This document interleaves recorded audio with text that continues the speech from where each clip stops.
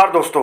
मंगलवार को सैकड़ों की संख्या में स्वच्छ भारत मिशन ग्रामीण के स्वच्छताग्राही कर्मचारियों ने अपनी मांगों को लेकर उत्तर प्रदेश की राजधानी लखनऊ में विधानसभा का घेराव किया और जब वहां से पुलिस ने भगाया तो भाजपा मुख्यालय का घेराव किया।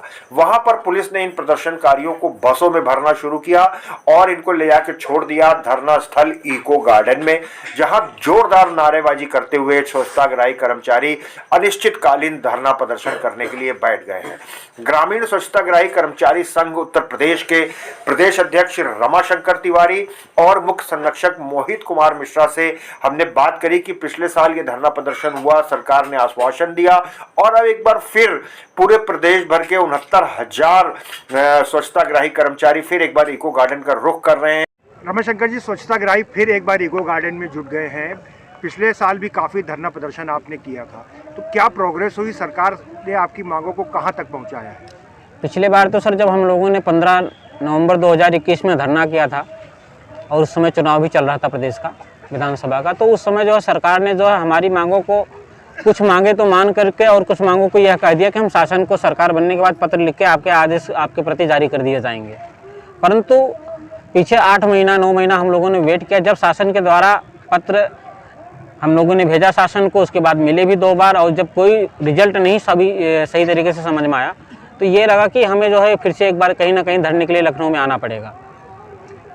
तो अभी अनिश्चितकालीन धरने की आप बात कर रहे हैं सर, क्योंकि इसके बीच में हम कई स्टेट कंसल्टेंट महोदय से भी मिले थे स्वच्छ भारत मिशन के, तो उनके द्वारा निर्देश तो जारी किए गए परंतु राइटिंग में किसी तरीके कोई संतोषजनक उत्तर नहीं दिया गया।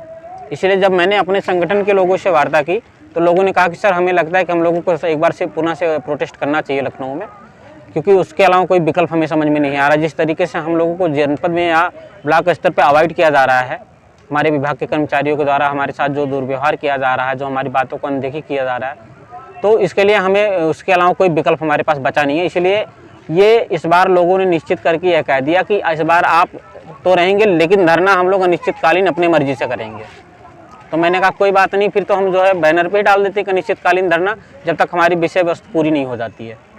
स्वच्छताग्राहियों ने फिर एक बार इको गार्डन में डेरा डाल दिया है। आप लोग सुबह विधानसभा पहुंचे थे, वहाँ क्या घटनाक्रम हुआ, कैसे गिरफ्तारी हुई? वहाँ घटनाक्रम ये हुआ कि हम लोग जब विधानसभा गिरने गए वहाँ लोगों को रास्ते में रोक लिया गया बीजेपी कार्यालय के बगल में। जब वहाँ पर हम लोग पहुँचे तो सबसे पहले वहाँ पर बता दिया गया ये लोग मुख्य हैं, तो इन लोगों को उठा लिया गया, हम लोगों को उठा लिया गया। उसके बाद जो इन लोगों को जो है जो नारेबाजी करते हुए इन लोगों को आगे सड़क पे घेराव कर लिया। तब जाके स्वच्छताग्राहियों को हमारे जो है बस में भर करके यहाँ इको गार्डन में लाकर छोड़ दिए हैं।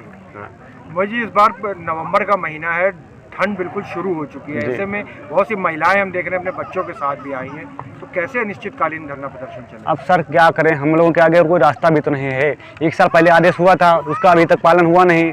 50 बार हम लोगों ने अपने उच्च स्तरीय के अधिकारियों, जनपद से लेकर ब्लॉकों से लेकर के प्रदेश के लेकर सभी अधिकारियों को अवगत कराया गया, लेकिन किसी ने कोई सांत्वना जो है आश्वासन नहीं दिया, ना कोई रिजल्ट आ रहा है। तो हम लोग पास और कोई रास्ता है नहीं।